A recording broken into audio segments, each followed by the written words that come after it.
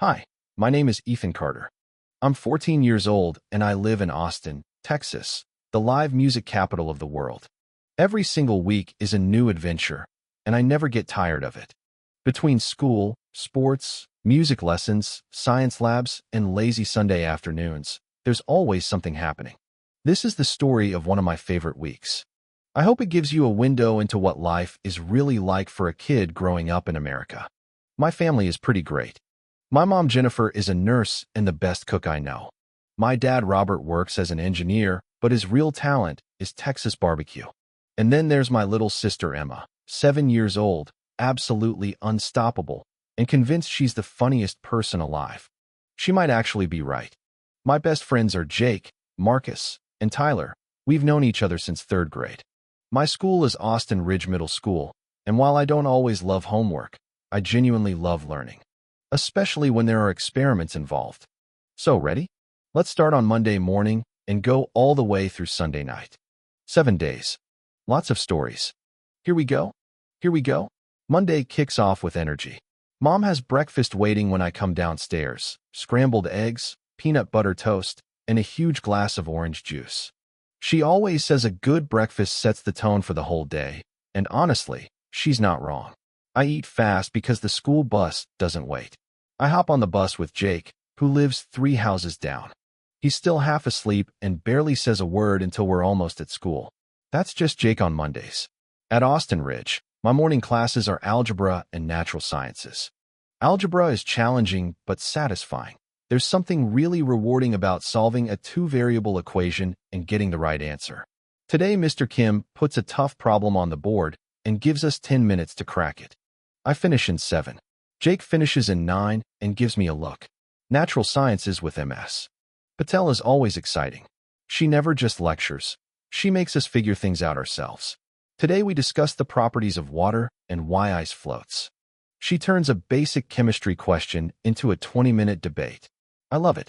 After school, I head to the neighborhood sports field with a group of guys for a pickup game of American football. The fall air in Austin is crisp and perfect for it. We play until it's almost dark. By the time I walk through the front door, my legs are heavy, my hair is a mess, and I am completely happy. Tuesday means an early alarm. Physical education is first period, and I need to be warmed up and ready. I pull on my athletic clothes, grab a banana and a bowl of oatmeal, and jog to the bus stop. Jake is already there, looking significantly more awake than yesterday.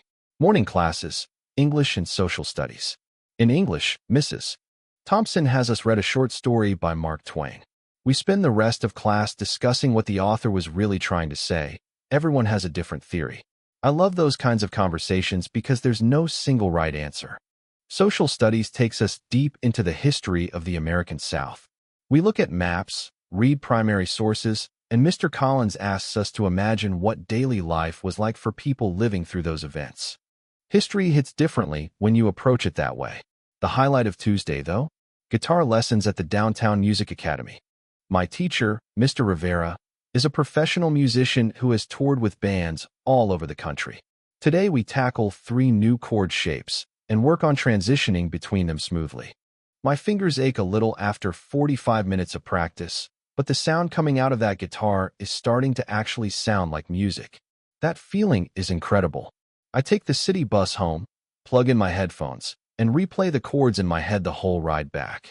Music is the best way I know to make a Tuesday feel like a Friday. Wednesday is, without question, my favorite school day. Back-to-back biology and chemistry with Mr. Davis, the most enthusiastic teacher I've ever had. He treats every class like it's the most fascinating thing in the world. After a while, you start to believe him. After lunch, the whole class files into the science lab. Today's mission: study native Texas plants under the microscope. We examine roots, leaves, and stems, sketching what we see in our notebooks. Then Mr. Davis sets up the classic experiment, a white carnation placed in red-dyed water. The challenge: predict how long it takes for the petals to change color. We make our guesses. We wait. About 30 minutes in, the first faint blush of pink creeps into the white petals. Then faster, deeper, until the flower is almost fully red. The whole class erupts. People are high-fiving. Someone shouts, "I told you." It's science. but it feels like magic. After school, my friend Olivia and I walk to the neighborhood library. She's a math genius, and I help her with essay writing. She helps me with equations. We sit across from each other at a big wooden table for an hour, working through homework in comfortable silence broken only by the occasional whispered question. Wednesday evenings belong to Dad's barbecue. He starts the smoker in the afternoon, and by dinner time the whole backyard smells incredible. Brisket, corn on the cob, baked beans. We eat outside on the patio, all four of us, until we can't eat another bite. Emma tells 3 terrible jokes and laughs the hardest at all of them. Thursday afternoons are sacred. The second that last bell rings, I'm out the door and heading toward the neighborhood basketball court. Jake, Marcus, and Tyler are already there warming up when I arrive. We split into 2 teams. Marcus is the sharpshooter. The guy can drain threes from impossible angles and never seems to miss when it matters. Jake is our center, tall, physical, owns every rebound. Tyler and I are the point guards. We handle the ball, run the plays, and try to find the open man. We've been playing together long enough that we barely need to communicate. A look is enough. Today's game is tight. Back and forth for an hour, neither team pulling ahead by more than 3 points. Then Tyler threads a perfect pass to me cutting through the lane. I lay it up off the glass. Good. My team takes a 6-point lead and holds it. Final whistle. We win. I walk home grinning, completely drenched in sweat. Mom has a grilled chicken sandwich and a fresh salad ready. I demolish it in about 4 minutes. After dinner, I open my biology notebook and review the week's material for 30 minutes. English vocab test tomorrow. I studied earlier in the week, so I'm not worried, but I do one final pass through the word list anyway. Then lights out. Thursday nights I sleep like a rock. There is a specific feeling that only Friday morning can produce, a kind of buzzing, light energy that runs through the whole school. Teachers smile a little more. Students sit up a little straighter. Everyone knows the finish line is close. Morning is a review marathon. Algebra equations, plant life cycles, Texas history timelines. I've been keeping up with everything this week, so nothing feels like a surprise. The material actually makes sense, which is the best feeling there is. Then comes the English vocabulary test. 20 words, 20 definitions. Mrs. Thompson hands out the papers, and the room goes quiet. I work through it steadily, top to bottom. When she collects them 10 minutes later, I'm confident. She grades them during lunch and hands them back before the final bell, 100. She reads my name out loud and says, "Excellent work, Ethan." I go bright red. The whole table looks at me. Jake gives me a thumbs up. After school, Jake and I take the bus to Barton Creek Square Mall. We're not there to buy anything. We're there to look, wander, and eat. We share a pretzel the size of a small planet, spend 40 minutes in the video game store comparing which games we'd buy if we had unlimited money, and take the bus home arguing about it the whole way. Friday night is completely unscheduled, and that's the whole point. I sink into the couch cushions, wrap myself in a blanket, and watch 2 episodes of my favorite show, a survival series where regular people are dropped into remote wilderness and have to make it back on their own. I eat half a bag of microwave popcorn. I have 0 responsibilities. I fall asleep at exactly the right moment. I don't set an alarm on Saturday. I wake up naturally at 9:30, stare at the ceiling for a happy minute, and then smell the hot cakes. Dad's Saturday morning hot cakes are legendary. Thick, fluffy, with fresh strawberries and Royale maple syrup, the kind that comes in a glass bottle, not the plastic bear. He plays country music on the old kitchen radio and flips the cakes with theatrical flair while Emma pretends to be his sous chef. Mom drinks her coffee and reads the news on her tablet. I sit down, pour a glass of juice, and think, this is exactly where I want to be right now. By early afternoon, we're all piling into the car. Destination, Zilker Park, Austin's biggest and best outdoor space. We come prepared, a giant blanket, a cooler packed with sandwiches, chips, fresh fruit, and Mom's homemade lemonade. Also a Frisbee, because Emma would never forgive us if we forgot the Frisbee. We play Frisbee for almost an hour, running across the open grass in the warm afternoon sun. Then the adults settle down. Dad and I play cards. Mom opens her novel. Emma reorganizes the snack situation with the seriousness of a general commanding troops. We stay until the light turns golden and long shadows stretch across the grass. On the drive home, we stop at Amy's Ice Creams, the greatest ice cream shop in Austin and possibly the universe. I get a scoop of dark chocolate with walnuts. Emma gets strawberry. We eat them on a bench outside while the sun goes down.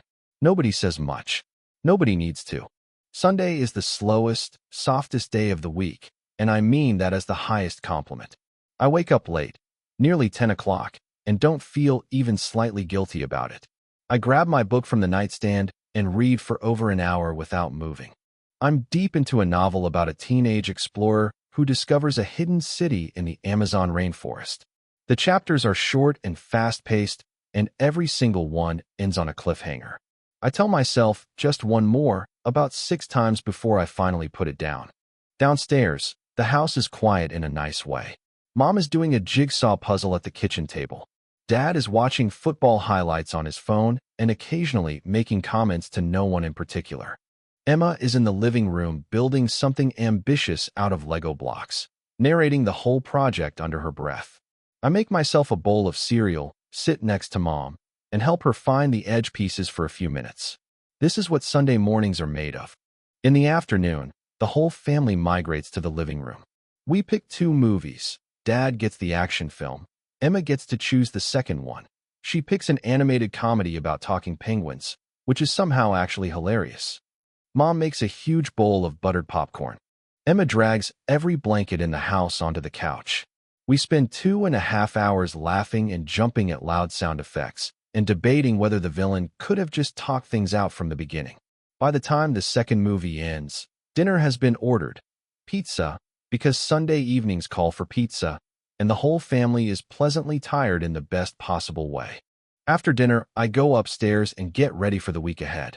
I pack my backpack carefully: algebra textbook, biology notebook, social studies folder, gym clothes. I write one reminder in my planner in big letters: social studies project, due Tuesday.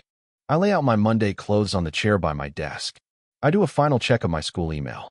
Then I turn off the light and lie in the dark for a moment before sleep comes. I think about the whole week: algebra class and Mr.